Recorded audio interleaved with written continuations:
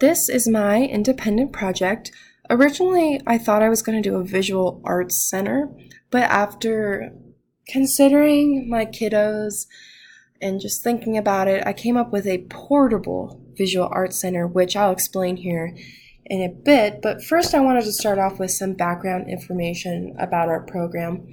So our summer program serves children in grades kindergarten through 8th grade, which is awesome for me, being my degree is elementary ed. I've really enjoyed working with all age groups. And on Tuesdays, I work with kindergartners. On Wednesdays, I teach 5th through 8th grade. And on Thursdays, I teach 2nd through 4th. So I've really gained a lot of experience and a lot of knowledge working with all sorts of age groups. Each week is a different theme. For example, we had the Great Outdoors theme. We just did space this last week. And next week is Road Trip USA, where the kids are going to explore different national parks of the U.S. And our lessons and activities are based on these themes. We also have approximately 60 kids signed up, but only about 30 to 40 show up each week due to it being summer and busy schedules. So we have about 10 to 12 kids in our class daily.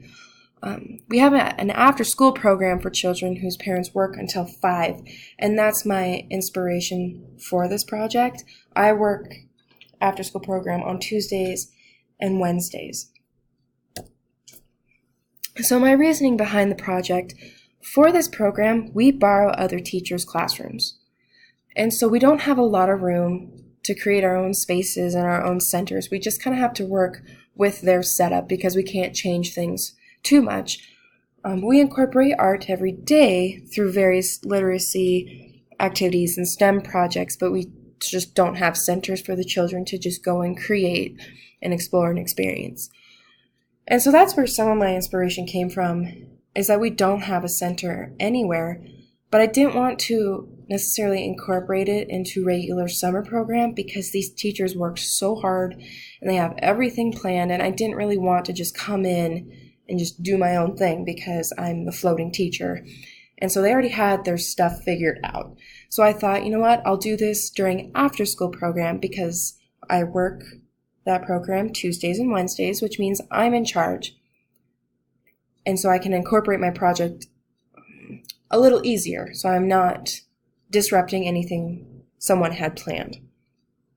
And so that's why I decided to do my independent project during after school program. But I decided to make it a portable visual arts center because our after school program is not always in the same classroom. It kind of depends when teachers get done and when they leave. And so because we're always moving around, I thought of making it a portable center. That way I can put all of the supplies in my bag and be able to take it to whatever classroom we're going to be in that day. And I really just wanted to create an open-ended area for these children to create based on their interests and experience and to allow them to just explore. So the first step I took was thinking about the kids I have, which is I have kids in grades K through 7th in after-school program, about 10 to 15 of them depending on the day. So I had to really think about them and what they would want to create with. So then I went out and bought supplies, and I had a budget. And the school does have some supplies, but I didn't want to use all of that just because our head teacher pays for that.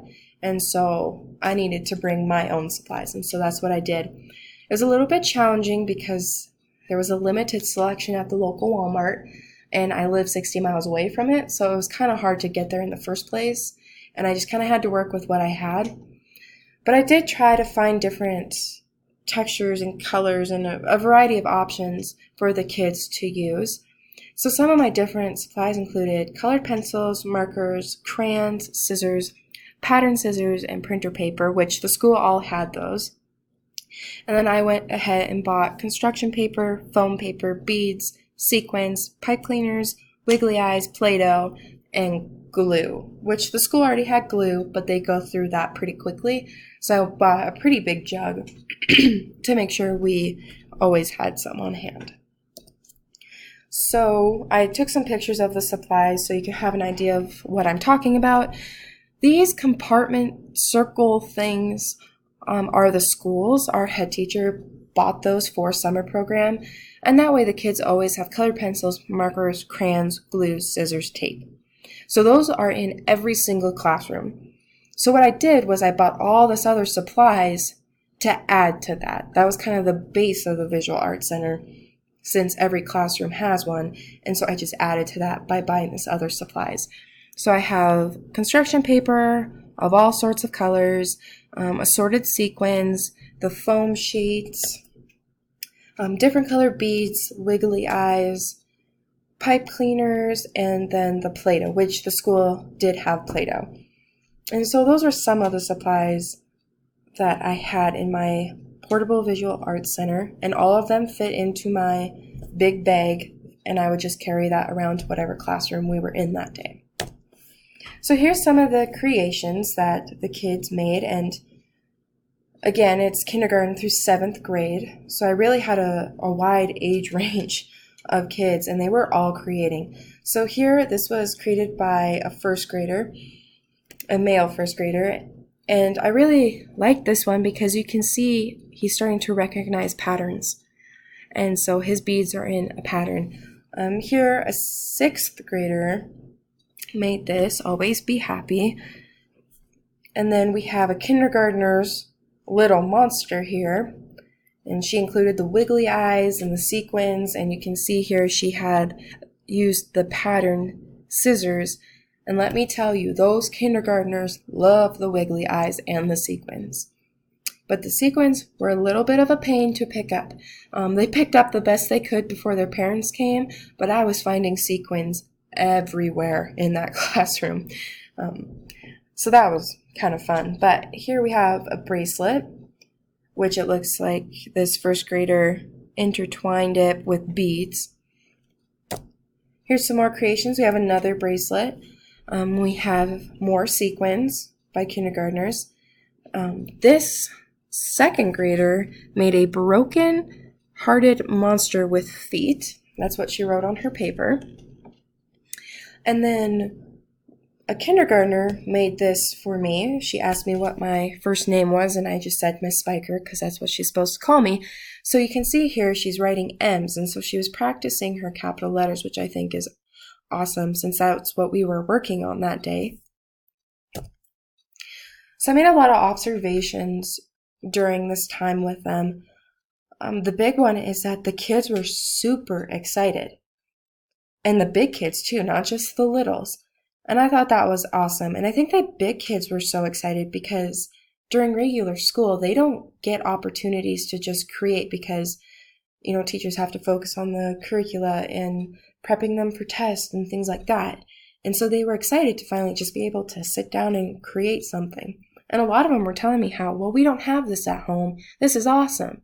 And so I just thought that was pretty great.